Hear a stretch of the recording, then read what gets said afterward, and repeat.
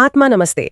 आज मैं इस गहरी चर्चा में एक ऐसे टॉपिक पर बात करने जा रही हूँ जिसे आज भी एक टैबू की तरह देखा जाता है। बिल्कुल। मतलब ये थोड़ा कंट्रोवर्शियल भी हो सकता है और आज की जो नई पीढ़ी है उनके लिए ये एक बहुत ही अनकंफर्टेबल सा सवाल है। सवाल क्या है? सवाल ये है कि क्या इंटीमेसी सिर्फ फन है? उफ, ये तो सच में एक बहुत ही गहरा सवाल है ना? क्या कम उम्र में वर्जिनिटी खो देना बस एक मॉडर्न स्टेटस सिंबल बन गया है, या फिर क्या ये एक ऐसा कनेक्शन है जो सच में आपकी एनर्जी और इमोशंस को पूरी तरह से बदल सकता है? देखिए, अगर हम उन स्रोतों की बात कर रहे हैं जिनका हम आज विश्लेषण कर रहे हैं तो ये मुद्दा बहुत ही गंभीर है। हाँ, क्योंकि आज अगर आप सोशल मीडिया देखें तो इंटीमेसी को ऐसे दिखाया जाता है जैसे ये सिर्फ एक फन हो, कोई एक्सपेरिमेंट हो या बस एक कैजुअल एक्सपीरियंस हो। बिल्कुल, ऐसा लगता है जैसे जितनी जल्दी आपको एक्सपीरियंस मिलेगा आप उतने ही ज्यादा मैच्योर कहलाएंगे। एग्जैक्टली, एक रेस सी लगी हुई है। लेकिन आज की इस डीप डाइव का हमारा जो मिशन है वो ये समझना है कि इंटीमेसी केवल एक फिजिकल एक्ट नहीं है, उससे कहीं ज्यादा स्रोतों के अनुसार ये एनर्जी शेयरिंग और शिफ्टिंग का एक बहुत ही गहरा प्रोसेस है। तो चलिए इसी से शुरू करते हैं। जब हम कहते हैं कि ये मॉडर्न इल्यूजन है और सच्चाई कुछ और है, तो साइंटिफिक लेवल पे क्या होता है? तो स्रोतों में मनोवैज्ञानिक और बायोलॉजिकल दोनों दृष्टिकोण दिए गए हैं। जब दो लोग इंटीमेसी शेयर करते हैं तो केवल उनके शरीर नहीं जुड़ते। अच्छा। हाँ, उनकी जो कार्मिक एनर्जीज हैं वो भी जुड़ती हैं। कार्मिक एनर्जीज मतलब ये सुनने में थोड़ा स्पिरिचुअल जार्गन जैसा लगता है। क्या विज्ञान भी इसे मानता है? बिल्कुल मानता है। देखिए, बायोलॉजिकल लेवल पर जब दो लोग करीब आते हैं तो उनके दिमाग में ऑक्सीटोसिन और डोपामाइन जैसे हार्मोन भारी मात्रा में रिलीज होते हैं। ओके, ऑक्सीटोसिन जिसे अक्सर बॉन्डिंग हार्मोन भी कहा जाता है, राइट? सही कहा। और ये हार्मोन क्या करता है? ये इंसान के नर्वस सिस्टम को सामने वाले इंसान के इमोशनल स्टेट के साथ बिल्कुल सिंक कर देता है। एक सेकेंड, तो मतलब हमारा दिमाग लॉजिकल सोचना बंद कर देता? हाँ, वो बाईपास हो जाता है।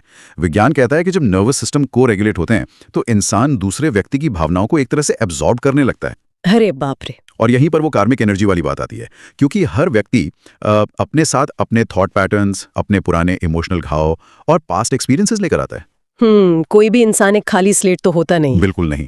उसकी अपनी इनसिक्योरिटीज होती हैं, वाइब्रेशंस होती हैं, और जब आप किसी को अपने जीवन के सबसे निजी स्तर पर आने देते हैं तो वो सारा पुराना दर्द और बैगेज दूसरे व्यक्ति के सिस्टम में ट्रांसफर होने लगता है। ओह गॉड!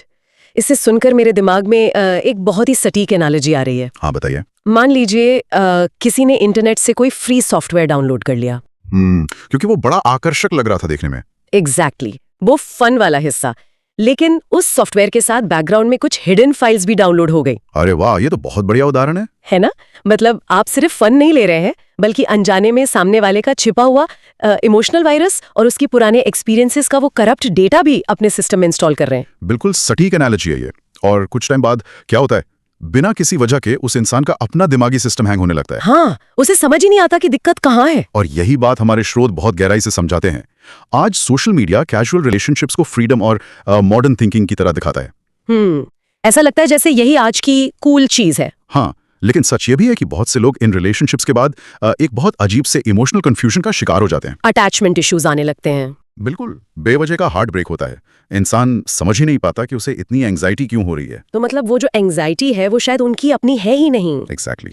वो शायद उसी इंसान की है जिसे उन्होंने बिना सोचे समझे अपने सबसे क्लोज स्पेस में आने दिया। ये तो सच में बहुत डरावना है। अगर मॉडर्न तरीका इतना उलझन पैदा कर रहा है तो मुझे लगता है हमें थोड़ा पीछे जाना चाहिए। मतलब? प्राचीन परंपराओं की तरफ। हाँ, स्रोतों में इस बात का भी जिक्र है ना कि प्राचीन काल में इस विषय को किस तरह संभाला जाता था। बिल्कुल। अगर हम प्राचीन भारतीय परंपराओं को देखें तो उस समय पार्टनर चुनना कोई वीकेंड का कैजुअल प्लान नहीं होता था। तो क्या होता था? ये जीवन का बहुत ही गंभीर निर्णय माना जाता था, क्योंकि उस समय के लोग ये समझते थे कि इंटीमेसी केवल फिजिकल नहीं है। उस समय इसे प्राण या लाइफ एनर्जी के विज्ञान के रूप में देखा जाता था। लाइफ एनर्जी यानी वो एनर्जी जो हमें जिंदा रखती है। हाँ। उनका मानना था कि ये ट्रस्ट, इमोशंस और लाइफ एनर्जी का एक बहुत गहरा कनेक्शन है। तो जब दो लोग जुड़ते हैं तो उनकी लाइफ एनर्जी भी एक साथ जुड़ जाती है। बिल्कुल। कुछ ग्रंथों में इसे अदृश्य धागों की तरह बताया गया है जो दो लोगों को बांध देते हैं।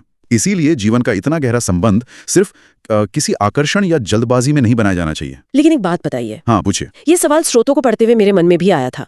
क्या हर चीज को इतना गंभीर बना देने से रोमांस और युवा अवस्था की जो एक नेचुरल स्पॉन्टेनिटी होती है वो खत्म नहीं हो जाती? मतलब वो थ्रिल या मजा खत्म होने का डर? हाँ, वो जो एक रोमांस होता है कि चलो देखते हैं आगे क्या होता है, क्या वो खत्म नहीं हो जाता? स्रोतों में इस पर भी चर्चा की गई है और ये मजा खत्म करने के बारे में बिल्कुल नहीं है। तो फिर किस बारे में है? ये खुद को सुरक्षित रखने के बारे में। इसे ऐसे समझिए, क्या सड़क पर तेज गाड़ी चलाने का जो रोमांच है वो सीट बेल्ट पहनने से खत्म हो जाता है? नहीं, सीट बेल्ट तो बस हमें एक्सीडेंट से बचाती है। बिल्कुल। सीट बेल्ट बस ये मेक श्योर करती है कि वो रोमांच किसी भयानक हादसे में ना बदल जाए। ओह, आई सी। उसी तरह कुछ पलों के आकर्षण के लिए अपनी लाइफ एनर्जी को दांव पर लगाना लंबे समय में बहुत नुकसानदेह हो सकता है। तो ये हमारी आजादी छीन नहीं रहा है, बल्कि ये कॉन्शियस चॉइस करने के बारे में है। जब आप जागरूक होकर चुनाव करते हैं तो आप अपनी ऊर्जा को बिखरने से रोकते हैं। ये एनालॉजी भी बहुत अच्छी है। मतलब ये बोरिंग होने के बारे में नहीं है, ये अपनी मेंटल पीस को प्रोटेक्ट करने के बारे में है। एग्जैक्टली। अगर हम इस प्राचीन ज्ञान और मॉडर्न साइकोलॉजी को एक साथ रखकर देखें तो एक चीज बहुत क्लियर हो जाती है। क्या? वो ये कि रिश्ते की शुरुआत में जो हम सवाल पूछते हैं खुद से या दोस्तों से, उन्हें बदलने की बहुत सख्त जरूरत है। हाँ, और स्रोतों में इसे एक नया पैराडाइम कहा गया है, रिश्ते का नया पैमाना। क्योंकि आज सबसे बड़ा सवाल क्या होता है लोगों का? कब रिलेशन बना? हाँ, टाइमलाइन पर सबका फोकस होता है। तो मैं कितनी जल्दी एक्सपीरियंस मिला, मतलब ये एक रेस बन गई है। लेकिन स्रोतों के अनुसार असली सवाल तो ये होना ही नहीं चाहिए। बिल्कुल नहीं। असली सवाल तो ये है कि क्या ये व्यक्ति मेरी रिस्पेक्ट, मेरे ट्रस्ट और मेरे इमोशनल स्पेस के योग्य है। योग्य होना ये शब्द अपने आप में बहुत वजन रखता है। किसी को भी करीब लाने से पहले ये देखना बहुत जरूरी है कि क्या उस व्यक्ति में रिस्पेक्ट है, क्या उसमें मैच्योरिटी है। और सबसे बड़ी बात जो मुझे स्रोतों में लगी, क्या उसकी एनर्जी जीवन में शांति लाएगी या उथल पुथल, मतलब केओस। बिल्कुल। और इसी बात को समझाने के लिए आपने जो अभी वो सॉफ्टवेयर वाली एनालॉजी दी थी वो बहुत काम की है। मेरे दिमाग में एक और एनालॉजी आ रही है, बताओ। बिल्कुल बताइए। इसे एक बिजली के कनेक्शन की तरह सोचते हैं। ओके। मान लीजिए आप एक हाई वोल्टेज उपकरण को किसी लो वोल्टेज वाले सॉकेट में लगा देते हैं। अरे बाप रे। क्या होगा? मान लीजिए एक इंसान बहुत ही शांत और स्टेबल एनर्जी में है और वो किसी ऐसे इंसान से जुड़ता है जिसकी एनर्जी बहुत ही केओटिक और अस्थिर है। तो स्पार्क होगा। हाँ, और पूरा सर्किट उड़ जाएगा। बिल्कुल। जब आप गलत सॉकेट में प्लग इन करते हैं तो आपका खुद का सिस्टम डैमेज होता है। सही कहा। लेकिन इसके उल्टा सोचिए, जब इंटीमेसी अवेयरनेस के साथ होती है और इंट्यूटिव अवेयरनेस के साथ, तब क्या होता है? तब वो केवल एक एक्सपीरियंस या फन नहीं रह जाती, वो पर्सनल ग्रोथ, इमोशनल डेप्थ और स्पिरिचुअल एवोल्यूशन की आधारशिला बन जाती है। वाओ, स्पिरिचुअल एवोल्यूशन, मतलब सही व्यक्ति के साथ जुड़ने से आप सच में ऊपर उठते हैं। हाँ, क्योंकि तब आप एक दूसरे का सर्किट उड़ाते नहीं है, बल्कि एक दूसरे की एनर्जी को एक पॉजिटिव अपग्रेड देते हैं। ये बहुत ही ब्यूटीफुल तरीका है इसे समझने का।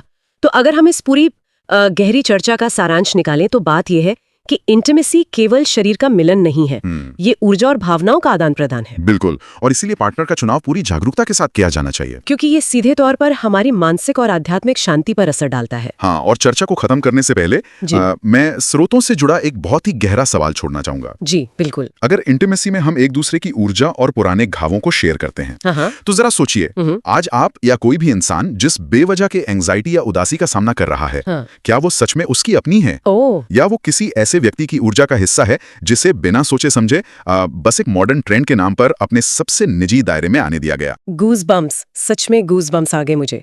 ये जो सवाल है ना, ये किसी को भी रात भर सोचने पर मजबूर कर सकता है।